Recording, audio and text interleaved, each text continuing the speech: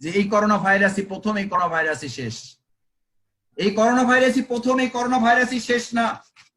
আমি আপনাদেরকে একটা হাদিসের একটা চিত্র এখানে দেখা যায়, যারা ভিডিওতে দেখতে পাচ্ছেন, একটা হাদিসের চিত্র দেখা যাচ্ছে। এটাকে আপনি একটা ফেস্টুনের মতো দেখা যায়। It is not festoon, it is a হাদিস। মিকদাদ রাদিয়াল্লাহু তাআলা বর্ণিত রাসূল করিম সাল্লাল্লাহু আলাইহি সাল্লাম বলেন, তিনি একটা চতুর্ভুজ আঁকলেন, এরকম চতুর্ভুজ এঁকে তার মাঝখানে একটা রেখা টেনে বের করে দিলেন। রেখা টেনে দেখেন বের হয়ে নিচে চলে গেছে। আল্লাহ রাসূল সাল্লাল্লাহু আলাইহি সাল্লাম বললেন, এই যে চতুর্ভুজটা দেখতে পাচ্ছ, এটা হচ্ছে মানুষের মৃত্যু বেষ্টনী। যে রেখাটা বের হয়ে গেছে এটা একটা মানুষ, আর বের হয়ে যাওয়া অংশটুকু হচ্ছে এপাশে প্রত্যাশা, এপাশে সমস্যা।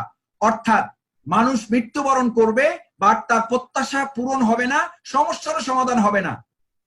এক কথায় বললে, মানুষ তার সব সমস্যার সমাধান করে না মরতে পারবে, মানুষ তার দুনিয়ার জীবনে সব প্রত্যাশা পূরণ করে না মরতে পারবে, না প্রত্যাশা পূরণ করে মরতে পারবে, না সব সমস্যার সমাধান করে মরতে পারবে। আমার আপনার কথা কি, বা এই সমস্যাটা শেষ করে এরপরে ইনশাল্লাহ রোকন হয়ে যাব। এই সমস্যাটা ঠিক হয়ে গেলে এরপরে ইনশাল্লাহ আমি দিনের কাজ শুরু করে দেব। এই সুযোগ আপনার জীবনে কোনোদিন আসবে না। আল্লাহ রাসূল সাল্লাল্লাহু আলাইহি ওয়াসাল্লাম এটাকে মূল কথা বলেন নাই। এরপর বললেন, সাহাবায়ে কেরাম, এই কথা বলার জন্য তোমাদেরকে এই হাদিসটা বলছি না, তোমাদেরকে হাদিসটা বলছি, ভিতরের রেখাগুলো কি দেখা যায় টানা? সাহাবাইগান বললেন, ইয়া রাসূলুল্লাহ, হ্যাঁ দেখা যায়। আপনারাও তো দেখতে পাচ্ছেন নিশ্চয়ই, দেখা যায় রেখাগুলো। এই রেখাগুলোকে রাসূল সাল্লাল্লাহু আলাইহি ওয়াসাল্লাম বললেন, বিল আমসালি ওয়াল আমসাল, বিল আমসালি ওয়াল আমসাল। তোমার জীবনে একটা সমস্যার সমাধান হবে, আর একটা সমস্যা পিছন থেকে অপেক্ষমান থাকে, ওয়েটিং থাকে, কম্পিটিশনে থাকে, প্রতিযোগিতায় থাকে তোমাকে ঝাপটে ধরার জন্য। অর্থাৎ একটা সমস্যার সমাধান করবে, আর একটা সমস্যা এসে তোমাকে ঝাপটে ধরবে। বিল আমসালি ওয়াল আমসাল, একটার পর আরেকটা তোমাকে এসে ঝাপটে ধরবে। শুধু ঝাপটে ধরবে না, তোমার জীবন শেষ হয়ে যাবে, কিন্তু সমস্যা শেষ হবে না। সূরা তাকাসুর, হাত্তা যুরতুমুল মাকাবির, কবর পর্যন্ত। ইমাম শাফি রাহিমাহুল্লাহ তার সন্তানকে বললেন, কবর পর্যন্ত না, সমস্যা কবর পর্যন্ত না, সমস্যা পুলসিরাত পার হয়ে জান্নাতে যাওয়া পর্যন্ত। ইমানদারের সমস্যা সেই পর্যন্ত যতক্ষণ ফায়সালা না হচ্ছে আপনি জান্নাতি না জাহান্নামী। জান্নাতি হওয়ার আগ পর্যন্ত আপনার সমস্যার শেষ নাই। গোটা দুনিয়াটা সমস্যা যুক্ত, সমস্যা মুক্ত না। আমি আজকের আলোচনা আর বেশি লম্বা করতে চাই না। শুধু আজকে প্রফেশনাল ডিপার্টমেন্টে আপনারা পেশাগত দায়িত্বে যারা আছেন, এই পেশাগত দায়িত্ব আমাদের যাদেরকে বুধ করে রেখেছে, যাদেরকে আকৃষ্ট করে রেখেছে, যাদেরকে ঘেরাও করে রেখেছে, ওয়ালা তাকুনু কাল্লাযিনা নাসুল্লাহ ফাআনসাহুম আনফুসাহুম। আল্লাহকে যদি ভুলে যাও, আমি কাল কিয়ামতের দিন তোমাকে ভুলে যাব। কি কঠিন অবস্থা হবে আপনার, কি কঠিন অবস্থা হবে জালিস মাহমুদ ভাই, বলুন। যদি কাল কিয়ামতের দিন আল্লাহ আপনাকে ভুলে যান, আজ আল্লাহকে ভুলে আমরা থাকছি, আল্লাহ বলেন তাহলে আমি কাল কিয়ামতের দিন তোমাকে ভুলে যাব, দুনিয়াতে আমি তোমাকে ভুলিয়ে দেব। করোনা ভাইরাস সংক্রমণ সম্পর্কে আজকে ইসলামিক স্কলারগণ, সায়েন্টিস্টরা, সোশ্যাল সায়েন্টিস্টরা একমত হয়ে গেছেন। সোশ্যাল সায়েন্টিস্ট এবং ইসলামিক স্কলাররা একটা বিষয় একমত হয়ে গেছেন, পৃথিবী আর স্বাভাবিক অবস্থায় ফিরবে না। বিল আমসালে ওয়াল আমসাল, করোনা ভাইরাস পরবর্তী তিনটা effect, after effect, side effect, ভালো করে খেয়াল করুন। করোনা ভাইরাস পরবর্তী effect, after effect, side effect, তিনটা প্রতিক্রিয়া তৈরি হবে। প্রথম প্রতিক্রিয়া হলো পৃথিবী আর স্বাভাবিক অবস্থায় ফিরবে না। দ্বিতীয় প্রতিক্রিয়া হলো গোটা পৃথিবী ভেঙে খান হয়ে যাবে, সামাজিকতা, বন্ধন, আত্মীয়তা, বাবা মা সন্তানের পরিচয় দিতে চাইবে না, স্ত্রী স্বামীর দায়িত্ব নিতে চাইবে না, স্ত্রী স্বামীর দায়িত্ব নিতে চাইবে না, স্বামী স্ত্রীর দায়িত্ব নিতে চাইবে না, সন্তান বাবা মার দায়িত্ব নিতে চাইবে না, বাবা মা সন্তানের দায়িত্ব নিতে চাইবে না। 3 নাম্বার বড় ইফেক্ট যেটা হবে, আফটার ইফেক্ট যেটা হবে, এখন থেকে 5 থেকে 15 বছরের মধ্যে যাদের বয়স, তাদের অধিকাংশ সংখ্যক লোকেরা, অধিকাংশ সংখ্যক শৈশব কৈশোরের ছেলেরা সাইকোলজিক্যালি ডিসঅর্ডার অথবা মেন্টালি ডিস্টার্ব হয়ে যাবে। তারা মেন্টালি ডিস্টার্ব হয়ে যাবে, সাইকোলজিক্যালি ডিসঅর্ডার হয়ে যাবে তারা। কারণ এই ভারসাম্যহীন পরিবেশে তারা নিজেদেরকে আগাতে পারবে না তারা। সেই জন্য এই হাদিসটি আপনার ব্যস্ততম জীবনকে মুক্তি দিতে পারে, আল্লাহ রাসূল বলেন তোমার এখান থেকে বাঁচার পথ হচ্ছে একটি, তুমি আল্লাহর দ্বীনের কাজের জন্য নিজেকে প্রস্তুত করো, আল্লাহ তাআলা এই সমস্যাগুলো সহজ করে দেবেন। فأما من أعطى واتقى وصدق بالحسنى فسنيسره لليسرى আন আকিমুদ্দিনের কাজে নিজেকে প্রস্তুত করো, অর্থাৎ সমস্যা শেষ করে দ্বীনের কাজ না, দ্বীনের কাজ করতে করতে সমস্যা শেষ করার রাস্তা বের করা। সূরা তালাক 2, 3, 4, 5 ওমান ইয়াত্তাকিল্লাহ ইয়াজআল লাহু মাখরাজান মিন আমরিহি ইউসরা, তোমার কাজ আমি সহজ করে দেব, তোমার কাজ আমি সহজ করে দেব, সমস্ত বিপদ মুসিবত থেকে তোমাকে আমি বের করে দেব, দুঃখ দুর্দশা থেকে তোমাকে বের করে দেব, ব্যস্ততম জীবন থেকে তোমাকে আমি মুক্ত করে দেব। আর যদি না করেন তাহলে হাদিসে কুদসির বর্ণনা হচ্ছে তোমার 2 হাত আমি ব্যস্ততায় পরিপূর্ণ করে তোমার জীবন থেকে কোনোদিন অভাব আর দূর হবে না। হয় নাই, হচ্ছে না। আমার দেখা হাজার হাজার আমাদের ভাইয়েরা যাদেরকে ব্যস্ত থাকতে দেখেছি, ব্যস্ততা তাদেরকে পাগল করে ছেলেছে। ডানে তাকালে বামে দেখে না, বামে তাকালে ডানে দেখে না, কারণ ব্যস্ততার নিয়মই হচ্ছে ব্যস্ততা আপনাকে আরো ব্যস্ত করে তুলবে। সেজন্য আমি আজকে আপনাদের শেষের দিকে এসে মৌলিক 4টি কথা বলতে চাই। প্রথম কথা হচ্ছে এই পুরো আলোচনার নাম্বার 1 হচ্ছে সমস্যা শেষ করে ইসলামী আন্দোলন নয়, বরং সমস্যা শেষ করার জন্য ইসলামী আন্দোলনে সক্রিয় ভূমিকা পালন, নাম্বার 1। নাম্বার 2, আপনি প্রতিষ্ঠিত হয়ে তারপর দিন প্রতিষ্ঠা না, দিন প্রতিষ্ঠা করার মধ্য দিয়ে আমার প্রতিষ্ঠা নিশ্চিত করার দায়িত্ব আল্লাহর হাতে সুপর্দ করা। আপনি নিজে প্রতিষ্ঠিত হয়ে দিন প্রতিষ্ঠা করা, এটা ইসলামের সাথে দিনের সাথে কিছুটা তামাশা করা, এটা উপহাস করা দিনকে, এটা ইসলামকে কটাক্ষ করা।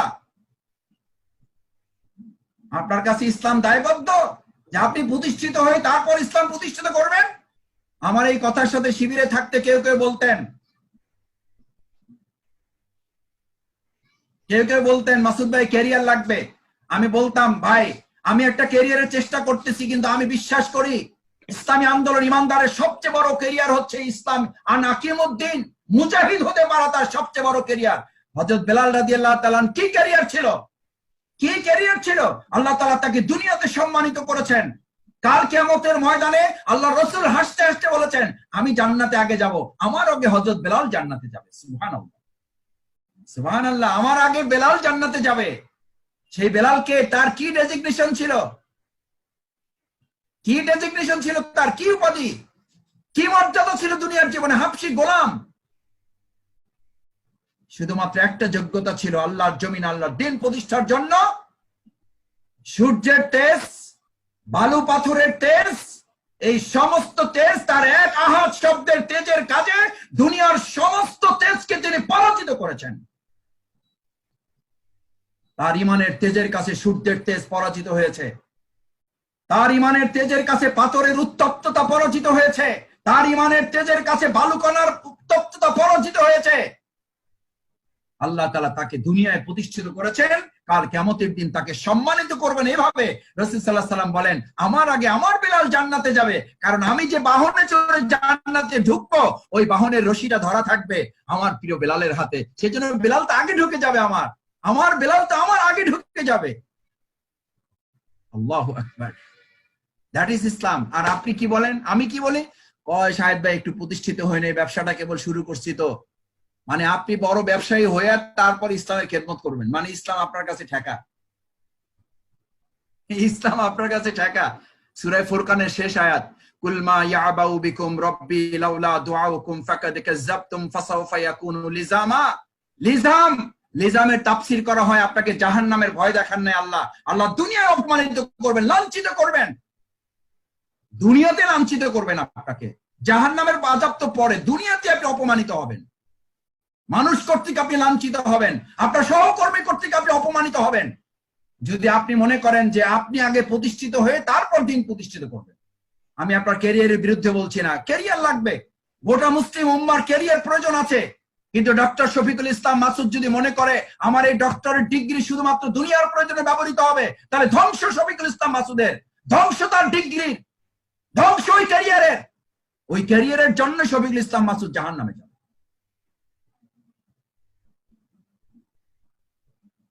সূরা ফুরকানের শেষ আয়াত, কুল মা ইয়াবাউ বিকুম রাব্বি লাউলা দুআউকুম ফাকাদ কাযাবতুম ফাসাউফা ইয়াকুনু লিজামা।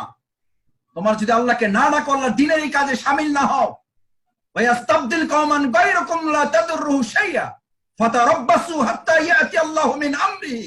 এরকম শত শত আয়াত কোরআনে আছে। ফাতারাব্বাসু হাত্তা ইয়াতি আল্লাহু মিন আমরিহি। আপনারা যেটা নাম দিয়েছে করোনা ভাইরাস, আল্লাহর ভাষায় ওটার নাম হলো আমরিহি। ওটা আমার একটা অর্ডার, ইটস অনলি অর্ডার। এরকম অর্ডার এর আগেও এসছে, ভবিষ্যতেও আসবে। কখন আসে? মান আহাব্বা ইলাইকুম মিনাল্লাহি ওয়া রাসূলিহি ওয়া জিহাদিন ফি সাবিলিহি। আল্লাহ, আল্লাহর রাসূল এবং আল্লাহর জমিনে আল্লাহর দ্বীন প্রতিষ্ঠান আকিমুদ্দিনের কাজ যদি আপনার ভালো না লাগে, এটাকে যদি দুনিয়ার সবকিছুর চেয়ে ভালো না লাগে, আল্লাহর দ্বীন প্রতিষ্ঠার কাজ যদি সবকিছুর চেয়ে ভালো না লাগে, ভালো লাগার কথা আমার একটা কথা না বললে আমার ভালো লাগে না ভাই। এখানে প্রায় তরুণ যৌবনের সব লোকেরা, কেউ হয়তো বিয়ে করেছেন, কেউ হয়তো বিয়ে করেন না, এরকম হাতে গোনা 2-4 জন, বাকি সবাই করেছেন। বাসর রাত যদি আপনার কাছে পছন্দ হয়, প্রিয় লাগে, ওটা যদি ভালো লাগে, আকর্ষণীয় লাগে, একজন ইমানদার, একজন মুজাহিদের জিন্দেগিতে যুদ্ধক্ষেত্র তার চেয়ে বেশি প্রিয় না হলে ফাতারাব্বাসু হাত্তা ইয়াতি আল্লাহু মিন আমরিহি। তার জন্য আল্লাহর অর্ডার, অপেক্ষা করো আমার নির্দেশের, আমার আযাব, আমার গজবে। আমি শফিকুল ইসলাম মাসুদের কাছে বাসর সজ্জা যেমন আমার কাছে প্রিয়, আমার যুদ্ধক্ষেত্রে আল্লাহর দ্বীনের এই দ্বীন প্রতিষ্ঠার কাজ, এর হুমকি, এর ধমকি, এর রক্তচক্র, এর জেলখানা, এর ফাঁসির মঞ্চ যদি আমার কাছে তার চেয়ে বেশি প্রিয় না লাগে, বেশি মজা না লাগে, ওটা যদি আমাকে বেশি আকৃষ্ট না করে, সেই ইমানদারের জন্যই ফাতারাব্বাসু হাত্তা ইয়াতি আল্লাহু মিন আমরিহি। অপেক্ষা করো আমার নির্দেশ, আমার আদেশ, আমার গজবে। সেজন্যই তো সেই সাহাবী বাসর সজ্জা ছেড়ে চলে গিয়েছিলেন যুদ্ধের ময়দানে। স্ত্রীর সাথে মিলিত হওয়ার সুযোগ হয় নাই, মিলিত হওয়ার সুযোগ হয় নাই, চেহারা দেখার পর্যন্ত সুযোগ হয় নাই। শহীদ হয়েছেন যুদ্ধের ময়দানে। আল্লাহ রসুলের কাছে গিয়ে স্ত্রী কাঁদতে কাঁদতে চোখের পানি ফেলে বললেন, ইয়া রাসূলুল্লাহ, ইয়া রাসূলুল্লাহ, আপনার 70 জন শহীদের মধ্যে তো আপনি 68 জন পেয়েছেন, 2 জনের কফিন আপনার কাছে পাওয়া যায় নাই। আমি আপনার কাছে আপিল করতে এসেছি, আমার বলতে লজ্জা হচ্ছে, তবু আমার না বলে উপায় নেই। আপনি তো সাধারণত শহীদদের গোসল দেন না, কিন্তু আমার যে স্বামী আমার বাসর সজ্জা সেরে যুদ্ধের ময়দানকে, বাসরকে বেশি পছন্দ করেছে।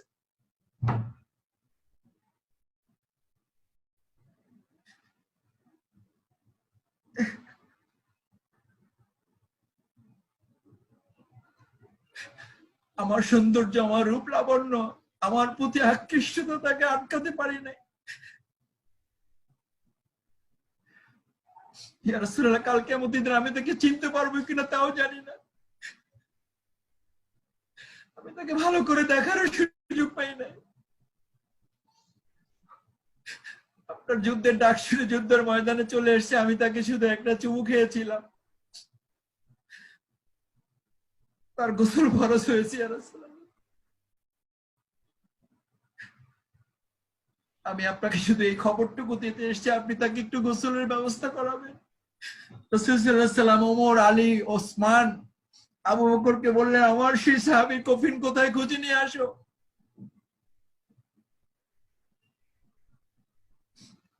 মান আহাব্বা ইলাইকুম মিনাল্লাহি ওয়া রাসূলিহি ওয়া জিহাদিন ফি সাবিলিহি।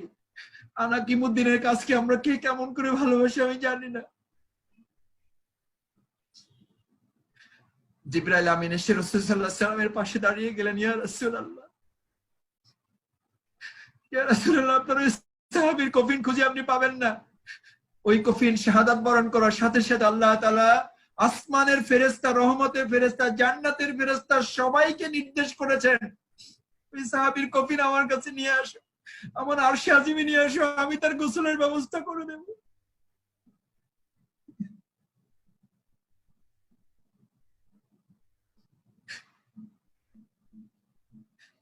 ইয়া রাসূলুল্লাহ, তার জানাজায় সমস্ত ফেরেশতারা অংশগ্রহণ করবেন। আল্লাহ তাআলা আরশে আজিমে ফেস্টিভ্যাল ঘোষণা করেছেন, উৎসব ঘোষণা করেছেন, তোমরা আজকে আরশে আজিমে উৎসব করো আমার এই সাহাবীর জন্য, আমার এই গোলামের জন্য, যে গোলাম স্ত্রীর বাসর রাত ছেড়ে যুদ্ধের ময়দানকে ভালোবেসেছে, যুদ্ধের ময়দানকে ভালোবেসেছে, যুদ্ধের ময়দানটাকে বাসর বানিয়েছে। সমস্ত ফেরেশতারা যেন তার জানাজায় অংশগ্রহণ করে। যাও আজকে আরশে আজিমে উৎসব করো তোমরা সবাই। আমার প্রিয় ভাইয়েরা, সাররাতকা হাসানাতুকা, আন হাকিমউদ্দিনের এই কাজ যদি আপনাকে আনন্দিত করে তাহলে আপনি ফাআনতা মুমিন, তাহলে আপনি ঈমানদার, তাহলে আপনি ঈমানদার। ওয়াসাআতকা সাইয়াতুকা, আর এই কাজে আপনার নিষ্ক্রিয়তা দুর্বলতা যদি আপনাকে উদ্বিগ্ন উৎকণ্ঠিত না করে, প্রেশান না করে, ওয়াসাআতকা সাইয়াতুকা, আপনাকে অনুশোচিত অনুতপ্ত না করে, আপনার ঈমান নিয়ে আপনার প্রশ্ন তৈরি হওয়ার সুযোগ করে দেওয়া উচিত। আপনি আজকে আত্মসমালোচনায় বসে যান, আপনার নিষ্ক্রিয়তা আপনার দুর্বলতা আল্লাহর দ্বীনের কাজে আপনাকে পেরেশান করে না, অনুতপ্ত অনুশোচিত করে না। আপনার ঈমানের ব্যাপারে আমি সন্দেহ করছি না, আল্লাহ রাসূল সাল্লাল্লাহু আলাইহি ওয়াসাল্লাম সন্দেহ করছেন। ওয়াসাআতকা সাইয়াতুকা ওয়ালাম ইউহাদ্দিস বিহি নাফসুহু, আল্লাহর রাজ্যে আল্লাহর রাজত্ব প্রতিষ্ঠিত নেই, এটা দেখেও তোমার কোনো চিন্তা হয় না, পেরেশান হয় না। ফামাতা মাইতাতান জাহিলিয়াতান, তুমি তো জাহিলিয়াতের মৃত্যু, তোমার তো জাহিলিয়াতের মৃত্যু। আল্লাহ রাজ্যে আল্লাহ রাজত্ব প্রতিষ্ঠিত নেই, এটা দেখেও তোমার মধ্যে কোনো উদ্বেগ উৎকণ্ঠা নেই। সম্মানিত ভাইরা, সেজন্য দ্বিতীয় বলেছি, দিন প্রতিষ্ঠা করে আপনি প্রতিষ্ঠিত হওয়া। 3 নাম্বার, সবশেষ তৃতীয় এবং চতুর্থ দুটো পয়েন্ট বলে আমি ব্যাখ্যা ছাড়া আমার কথা শেষ করে দেব। তৃতীয় নাম্বার হচ্ছে, আপনার এই দুনিয়ার যত ঝামেলা আছে, এই সব ঝামেলাকে সামনে রেখে আপনি ঠিক করবেন, আপনি সিদ্ধান্ত নেবেন ইসলামী আন্দোলনই হবে সমস্যা সমাধানের মূল পথ। ইসলামী আন্দোলন করে আপনি সমস্যার সমাধানের রাস্তা বের করবেন। আল্লাহ তাআলা সেই রাস্তার কথাই আপনাকে বলে দিয়েছেন, ওয়াইয়াসসারাহুস সাবিল, ওয়াইয়াসসারাহুস সাবিল, এটা একটা রাস্তাই, একমাত্র রাস্তা। ইরজিইয়া আইয়াতুহান নাফসুল মুতমাইন্না ইরজিই ইলা রাব্বিকা রাদিয়াতাম মারদিয়া ফাদখুলি ফি ইবাদি ওয়াদখুলি জান্নাতি, ওয়াদখুলি জান্নাতি, আমার গোলাম হও, জান্নাতে যাও। এই এক রাস্তা, এই একমাত্র রাস্তা। লাস্ট আমি আপনাদেরকে বলবো, আকিমউদ্দিন বিনা হিসাবে জান্নাতে যাওয়ার একমাত্র পথ। It's only way, it's only way. হিসাব দিয়ে কেউ জান্নাতে যেতে পারবেন না, নো নো। আমল দিয়ে কেউ জান্নাতে যেতে পারবেন না। আল্লাহ রাসূল সাল্লাল্লাহু আলাইহি ওয়াসাল্লাম নিজে পর্যন্ত এটা বলেছেন, ইল্লা মা রাহিমা রাব্বি, আমার রব যদি আমাকে দয়া না করেন তাহলে আমিও জান্নাতে যেতে পারব। আমি আমার আমল দিয়ে জান্নাতে যাওয়ার আশা করি না, আমার রব যদি আমাকে দয়া করেন তাহলেই কেবল আমি জান্নাতে যেতে পারব। কারো হিসাব শুরু হয়ে যাওয়া মানে তিনি নিশ্চিত জাহান্নামে। হিসাব দিয়ে কেউ জান্নাতে যেতে পারবে না, হিসাব শুরু হয়েছে মানে জাহান্নামে যাবে সে। আল্লাহ রাসূল সাল্লাল্লাহু আলাইহি ওয়াসাল্লাম সূরা ইনশিকাক 6 থেকে 12 এখানে পরিষ্কার এই কথা বলা আছে, ফাসাওফা আম্মা মান উতিয়া কিতাবাহু বিয়ামিনিহি ফাসাওফা ইউহাসাবু হিসাবান ইয়াসির, যার আমলনামা ডান হাতে দেওয়া হবে তার হিসাব সহজ করা হবে। আল্লাহ রাসূল সাল্লাল্লাহু আলাইহি ওয়াসাল্লাম জানতে চাইলেন, ইয়া রাসূলুল্লাহ, হিসাব সহজ করা মানে কি? রাসূল সাল্লাল্লাহু আলাইহি ওয়াসাল্লাম বলে, হিসাব সহজ করা মানে হলো তাকে কম প্রশ্ন করা হবে না, তাকে সহজ কোশ্চেন করা হবে না, তাকে প্রশ্ন করে উত্তর জানিয়ে দেওয়া হবে না, বরং আসলে তাকে প্রশ্নই করা হবে, প্রশ্নই করা হবে না। সেই জন্য আল্লাহ তাআলা রাসূল একটা দোয়া শিখিয়েছেন, আল্লাহুম্মা হাসিবনি হিসাবান ইয়াসির, আল্লাহ আমার হিসাব সহজ করা মানে হিসাব নিয়েন না আপনি, হিসাব দিলে আমি কোনো জবাব দিতে পারবো না, জবাব দিয়ে আমি জান্নাতে যেতে পারবো না। চতুর্থ নাম্বার, সবশেষ পয়েন্ট হচ্ছে, আকিমউদ্দিনের কাজ হচ্ছে সমস্ত ইবাদতের মূল কেন্দ্রবিন্দু। It is the central point. নামাজের মূল টার্গেট হচ্ছে আকিমউদ্দিন, রোজার মূল টার্গেট হচ্ছে আকিমউদ্দিন, হজের টার্গেট হচ্ছে আকিমউদ্দিন, যাতায়াতের টার্গেট হচ্ছে আকিমউদ্দিন, সাদাকার টার্গেট হচ্ছে আকিমউদ্দিন, তাহাজ্জুদের টার্গেট হচ্ছে আকিমউদ্দিন। আমি শুধু একটা সূরার আয়াত বলে আমি এই পয়েন্টের আলোচনা শেষ করে দিতে চাই। ইয়া আইয়ুহাল মুযাম্মিল কুমিল লাইল ইল্লা কালিল নিসফাহু আও ইনকুস মিনহু কালিল আও জিদ আলাইহি ওয়া রাত্তিলিল কুরআনা তারতিল ইন্না সানুলকি আলাইকা কাওলান সাকিল। হে মুহাম্মদুর রাসূলুল্লাহ সাল্লাল্লাহু আলাইহি ওয়াসাল্লাম, আপনি যে সারা রাত তাহাজ্জুদ পড়েন, কিন্তু আপনাকে মাথায় রাখতে হবে আপনার কিন্তু এটা ট্রেনিং প্রোগ্রাম। মূল কাজ হলো দিনের বেলা, মূল কাজ দিনের বেলা। দিনের বেলা কাজটা কি? ইন্না সানুলকি আলাইকা কাওলান সাকিল, আপনাকে একটা ভারী দায়িত্ব দেওয়া আছে, একটা বোঝা আপনাকে দেওয়া আছে, কঠিন শক্ত একটা কাজ। এই শক্ত কাজের তাফসীর হচ্ছে আপনাকে আল্লাহর জমিন, আল্লাহর দ্বীন প্রতিষ্ঠার কাজ আপনাকে করতে হবে। ইন্নালাকা সাবহান তাবিল, দিনের বেলা একটা লম্বা টাইম তো আপনাকে কাজ করতে হবে, সেজন্য সারা রাত তাহাজ্জুদ পড়ে সকালবেলা ঘুমাইতে যান না। এই ঘুমাইতে যাওয়ার জন্য আপনাকে তাহাজ্জুদ পড়তে দেওয়া হয় নাই। আপনার তাহাজ্জুদ পড়তে দেওয়া হয়েছে সংযমী হওয়ার জন্য, সবর শক্তি বাড়ানোর জন্য, সহ্য ক্ষমতা বাড়ানোর জন্য, টলারেন্সি বাড়ানোর জন্য, যাতে গালি দিলে, দুঃখ দিলে, কষ্ট দিলে, নির্যাতন, নির্মম, মামলা, হামলা এসব কিছু করলেও যাতে আপনি এক চুল পরিমাণ আপনার দায়িত্বের জায়গা থেকে সরে না যান, সেই জন্য তাহাজ্জুদ। না হলে আপনার এই তাহাজ্জুদের কোনো দাম নাই। রহবানাল লাইল ফুরসানান নাহার, ইমাম গাজালি রাহমাহুল্লাহ এই আয়াতের ব্যাখ্যা গিয়ে বলেন ফুরসানান নাহার, যে রহবানাল লাইল হবে, রাত্রিবেলা দরবেশ হবে, দিনের বেলা সৈনিক হবে। না হলে এই দরবেশগিরি আল্লাহর কাছে কোনো দরকার নেই, কোনো দরকার নাই, কোনো মূল্য নাই দরবেশগিরি। দরবেশগিরির পাশাপাশি যদি সৈনিকগিরি করতে না পারেন, ভালো করে খেয়াল করুন, দরবেশগিরি সৈনিকগিরি, সৈনিকগিরির জন্য দরবেশগিরি, দরবেশগিরির জন্য সৈনিকগিরি, একটার একটা সম্পূরক। শুধু সৈনিকগিরি করবেন সফল হবেন না, শুধু দরবেশগিরি করবেন জান্নাতি হবেন না। সফল হওয়ার জন্য, জান্নাতি হওয়ার জন্য রহবানাল লাইল, রাতের বেলা আপনার জায়নামাজ, দিনের বেলা ঘোড়ার পিঠ, এই দুটো আপনাকে বরাদ্দ করতে হবে। এটা হচ্ছে ইমানদারের, এটা হচ্ছে মুমিনের, এটা হচ্ছে আনাকিমুদ্দিনের বৈশিষ্ট্য। আসুন আমরা সেই বৈশিষ্ট্য নিজেকে উজ্জীবিত করে আল্লাহ রাজ্যে, আল্লাহ রাজত্ব প্রতিষ্ঠা করার জন্য আপনার মধ্যে একটা পাওয়ার ডেভেলপ করার কথাই কোরআনে এভাবে উল্লেখ করা আছে, লাকাদ রাদিয়াল্লাহু আনিল মুমিনিন ইযুবায়ুনাকা তাহতা শাজারা, তুমি একটা প্রোটেকশন গ্রহণ করো, একটা প্রোটেকশন। আপনি করোনা ভাইরাস থেকে বাঁচার জন্য মাস্ক পরেন, হ্যান্ড স্যানিটাইজার ব্যবহার করেন, গ্লাভস ব্যবহার করেন, পার্সোনাল প্রোটেকশন ইকুইপমেন্ট ব্যবহার করেন একটা ভাইরাস থেকে বাঁচার জন্য। আর শয়তানের শত কোটি লক্ষ ভাইরাস বাঁচার জন্য আপনি কি প্রোটেকশন নিয়েছেন? সেই প্রোটেকশনের নামই হচ্ছে বায়াত, সেই প্রোটেকশনের নামই হচ্ছে শপথ। যে শপথ আপনাকে এই ভাইরাস গুলো থেকে বাঁচাতে সহযোগিতা করে, এটার নাম আর অন্য কিছু না, এটা অন্য কোনো পদবি না। আমি আপনাদের অনুরোধ করে আসুন, অন্তত এই অনুভূতি তো এই করোনা সংক্রমণ কালে আমার মধ্যে জাগ্রত হওয়ার কথা, যে একটা ভাইরাস থেকে বাঁচতে আমরা এত প্রোটেকশন নিচ্ছি, তাহলে শয়তানের হাজার হাজার লক্ষ লক্ষ ভাইরাস থেকে বাঁচার জন্য আমার তো একটা স্ট্রং পিপি দরকার। সেই স্ট্রং পিপি সাহাবায়ে আজমাইনগণ আন আকিমুদ্দিনের জন্য নিয়ে তারপরে দিনের কাজে তারা নিজেদেরকে পেশ করেছেন, সারেন্ডার করেছেন। কলু বায়ানা, আমরা শপথ নিতে আসলাম, আমাদেরকে শপথ পড়ান। ফিমা আহিব্বা ওয়া কারেহা, আমার পছন্দ অপছন্দ বলতে এখন আর কিছু নাই, এই মালিকানা ইয়া রাসূলুল্লাহ আপনি। ফিল উসরি ওয়াল ইউস, এটা কঠিন হলেও করব, সহজ হলেও করব। ফিল মানশাতি ওয়াল মাকরাহে, কেউ সন্তুষ্টি হলেও করব, কেউ সন্তুষ্টি না হলেও করব। ফিল ইউহয়ি ওয়া ইউমীত, আমার জীবন এবং মৃত্যুর ফয়সালাও যদি এর মধ্যে এসে যায়, তবু আমি বায়াত থেকে এক চুল পরিমাণে দূরে সরে যাব না, আন আকিমুদ্দিনের কাছ থেকে আমি পিছপা হব না। এই শপথ তারা নিয়ে আন আকিমুদ্দিনের চূড়ান্ত হক আদায় করেছেন। আমি আপনাদের অনুরোধ করব, আন আকিমুদ্দিনের চূড়ান্ত হক আদায়ে একজন ব্যক্তি বায়াতবদ্ধ জীবন ছাড়া থাকতে পারেন না। বায়াতবদ্ধ জীবনের অন্তর্ভুক্ত হওয়া ছাড়া জবাবদিহিতার মধ্যে আপনি আসতে পারেন না। এই জবাবদিহিতামূলক জীবন তৈরি করার জন্য বায়াতবদ্ধ জীবন, আন আকিমুদ্দিনের চূড়ান্ত হক আদায় করার জন্য বায়াতবদ্ধ জীবন। বায়াত আপনি নেওয়া আছে, এখন শুধু এটাকে রেনু করা, এটাকে প্রত্যয়ন করে নেওয়া। ইয়া আইয়ুহাল্লাযীনা আমানু আমিনু, হে ঈমানদারগণ আবার ঈমান আনো, আবার ঈমান আনো, আবার বায়াতকে রেনু করো। ছাত্র জীবনে নিয়েছো, আবার নাও, আবার ছাত্র জীবন থেকে এবার যেহেতু কর্মজীবনে প্রবেশ করেছে, এখানে আবার নতুন করে বায়াত করো।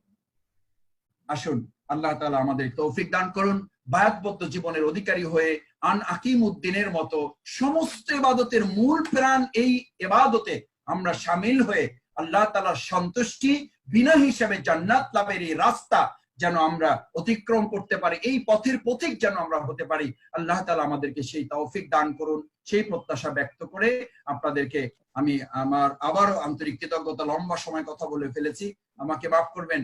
আমার এই দুর্বলতা একটু থেকেই যায় যে আমি আসলে কম কথায় শেষ করতে পারার যোগ্যতা এখন অর্জন করতে পারি নাই। আমার জন্য আপনারা দোয়া করবেন যেন কম কথায় আমি আমার বক্তব্য শেষ করার যোগ্যতাও আল্লাহ তাআলা আমাকে দান করেন। কেউ কষ্ট পেয়ে থাকলে মাফ করবেন।